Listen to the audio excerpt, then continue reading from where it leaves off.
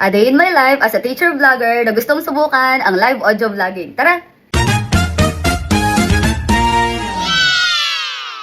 Hi guys! Happy Sunday! Sunday is God's Day, kaya kakagaling lang namin sa simbahan.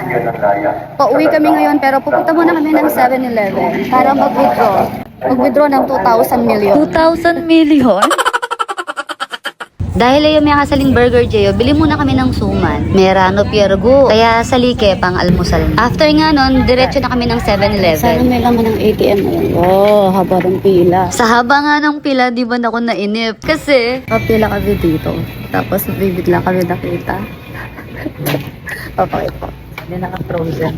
Pali mo na. Ayun siya. Kinikilig ako. Nakatitig siya sa akin. Tingnan niyo. nakatitig sa akin yung ex ko. Si Kuya naman, mag-moment ko eh. At habang hinihintay nga ako ni Jeyo, nagtingin-tingin siya kung ano yung mabibili niya. O, hindi ako makapag-focus. Yeah.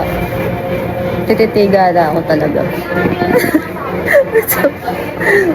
Ano meron ako? Ayun nga, nagbabayad na siya sa counter.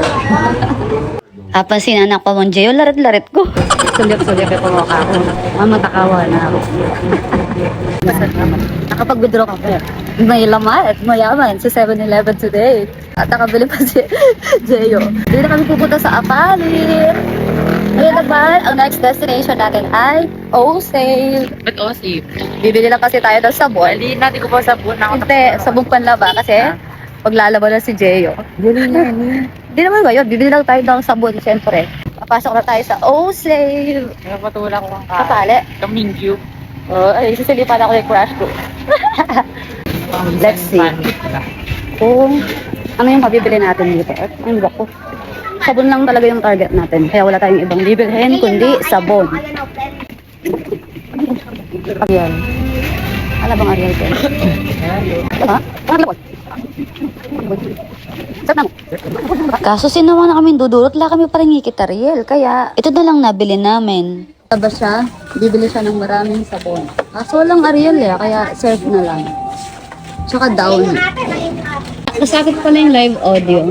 Dapat alam mo na yung gagawin at sasabihin mo. Yung planado ba? Dahil walang eco bag plastic or what sa Osale, nilagay na lang niya yung binili niyang sabon sa box. And then maglalakad na lang kami pa uwi.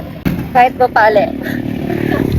Ang challenge today is umuwi na naglalakad ng walang payong sa mainit na panahon dito sa Pilipinas. Welcome to Philippines! Kapali pa mo? Pali!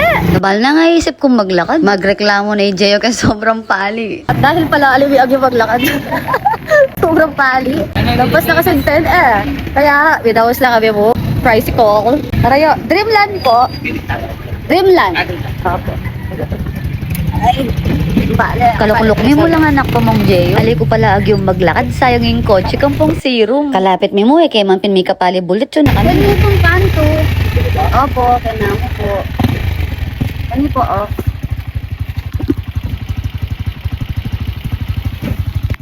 Diba? Thank you po. Bakit na kayo po magkasado? Thank you po. Payat ng koya. Ay, Jeyo. Kapayat ng koya, linakad ko pa. Miras na kami bali. Pali. Wala po na yun.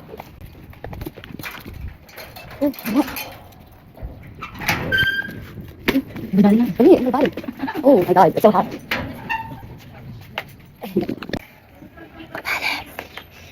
Yo, bilis!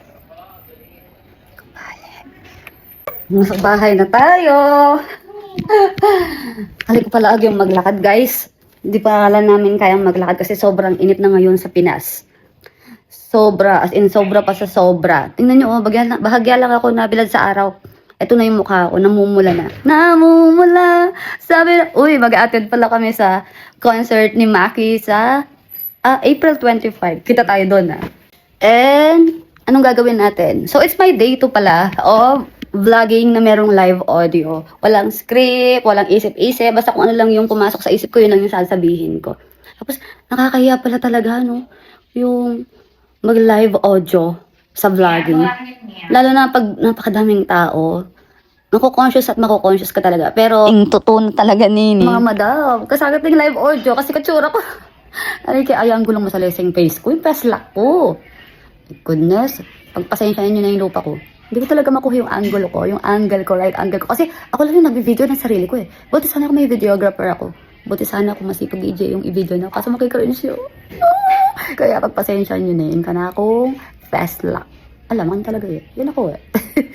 Charas. Wait lang. Bibitawan ko lang yung phone ko.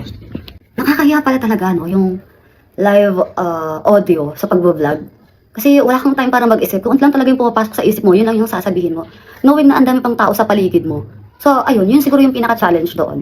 Sa voice over, may time ka para mag-isip na kung ano yung ilalagay mo, ano yung sasabihin mo, pwede kang magkaroon ng script, ng teleprompter. Pero dito, very challenging talaga siya. Kasi, yun na nga, di mo alam kung ano yung papasok sa isip mo ulit.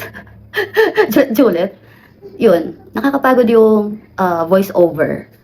When it comes to editing, when it comes to script, teleprompter, tsaka yung mga adlibs mo, yun yung very challenging na. Pero dito sa live audio, parang dapat marami kang vocabularies, marami kang bit-bit na ideas, na concept kung ano yung sasabihin mo. Kasi hindi pala biro ito. Plus, yun nga, nakaka-conscious pag nagsasalita. Pero darating din yung time na magiging used din ako dito. Visit nyo rin pala yung TikTok account ko tsaka YouTube account ko. Ito yung link sa YouTube account ko. Ito naman yung link sa TikTok account ko. Meron akong TikTok shop dun, guys. TikTok shop? TikTok shop. So, tingnan nyo kung ano magustuhan nyo doon. Marami akong ina-affiliate doon. And mga very trending na items. Yung iba nga, nakapost dyan sa account ko. Tingnan nyo kung may magustuhan kayo. Support nyo ako, please. Kung meron kayong magustuhan, check out nyo na agad, ha. Thank you sa support, guys. Kita tayo sa day 3 ng live audio vlogging ko. Hanggang sa muli, paalam!